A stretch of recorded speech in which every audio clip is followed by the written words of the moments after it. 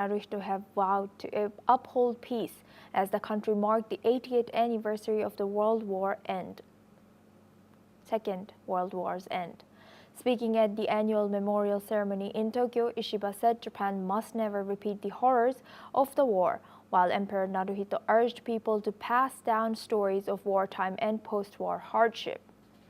8 decades since the end of the war, the conflict reportedly remains a source of tension between Japan and its neighbors, particularly China and North and South Korea.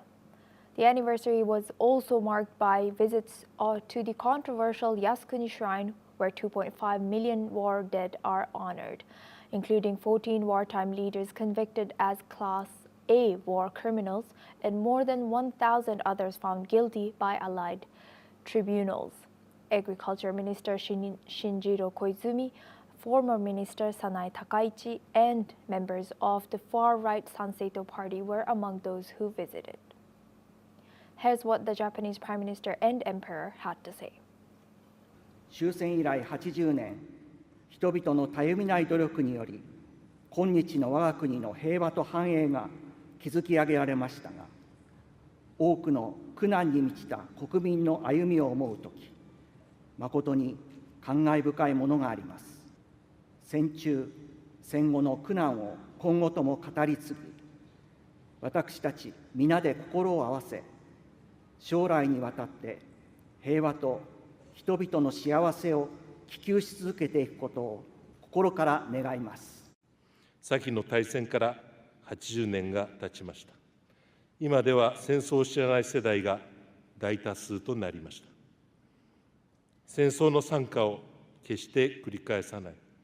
進む道を二度と間違えない。あの戦争の反省と教訓を今改めて深く胸に刻まねばなりません。この80年間、我が国は一貫して平和国家として歩み、世界の平和と繁栄に力を尽くしてまいりました。歳月がいかに流れても、悲痛な戦争の記憶と、不戦に対する決然たる誓いを世代を超えて継承し、恒久平和への行動を貫いてまいります。Moreover, thousands joined long queues at the shrine to pay their respects for the war dead, commemorated within its walls. Shrine staff also distributed a few dozen doves to visitors to release as part of the brief ceremony as a symbol of peace, a tradition they perform each year on the anniversary of Japan's surrender to mark the occasion. A minute of silence was later observed at 12 p.m. local time to mark the exact time when Japan's then Emperor Naruhito gave a speech announcing Japan's surrender to the public on August 15, 1945. Here's what some of the people had to say.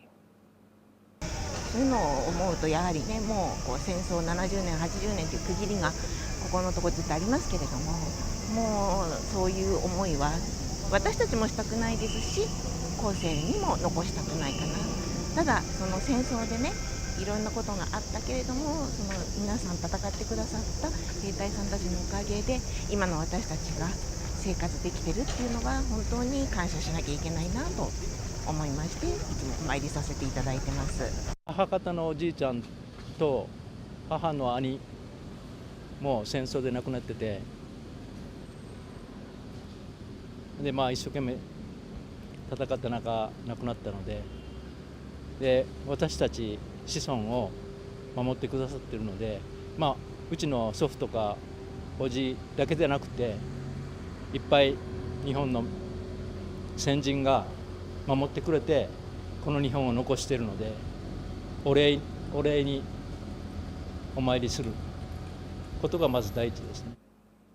Now for this discussion, we are joined by Dr. Satoru Nagao. He's a fellow at Hudson Institute, joins us live from Tokyo. Thank you, Doctor, for joining us again. Good to see you. Now, how did visits by Japanese ministers to the Yasukuni Shrine affect Japan's diplomatic relations, especially with China and South Korea?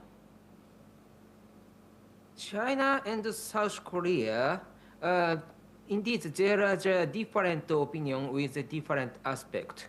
In case of China, their stance is victim of Japan's imperialism. But at the same time, China is modernizing their military just now, and just now, this historical experience is very useful to legitimize their rapid military modernization. Look at Japan. Japan was bad, but they are strong in the past and dangerous threat against China.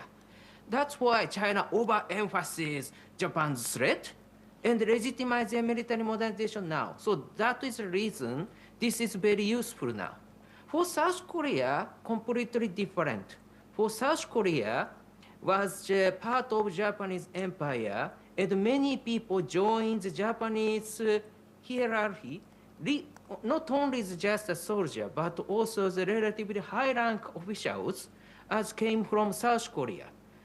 After the South Korea's independence, they are part of South Korea, even if they are the part of the empire. So that's why they need to emphasize they are victim. Japan was wrong.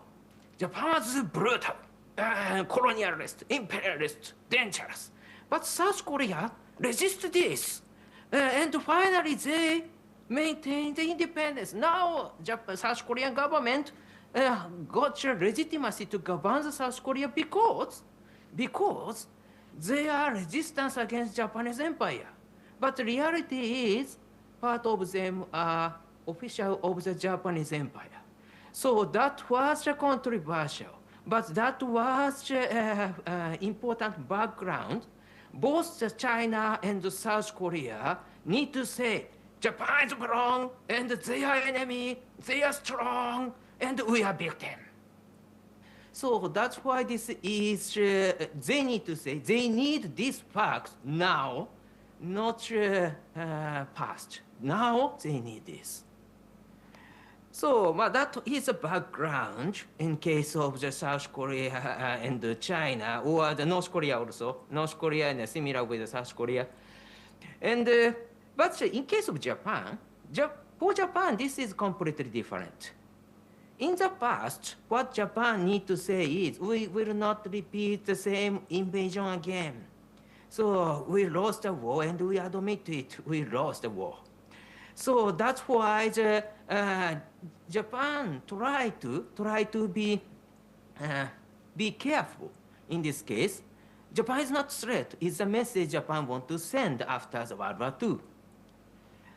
In this case, they do not want to link with the historical fact Japan was empire. So that's why they take distance from the Yasukuni Shrine, which respect the war dead. But recently, the situation has changed. China is modernizing military rapid pace, and China is threat instead of Japan. Now, Taiwan, the Philippines' attitude has changed, especially the Philippines changed. In the past, Philippines say, Japan was brutal enemy, something like that. Now, Philippines say, amending Article 9 of the Constitution, which limit to possess the military forces of Japan, should change. Philippines will support it, Philippines said.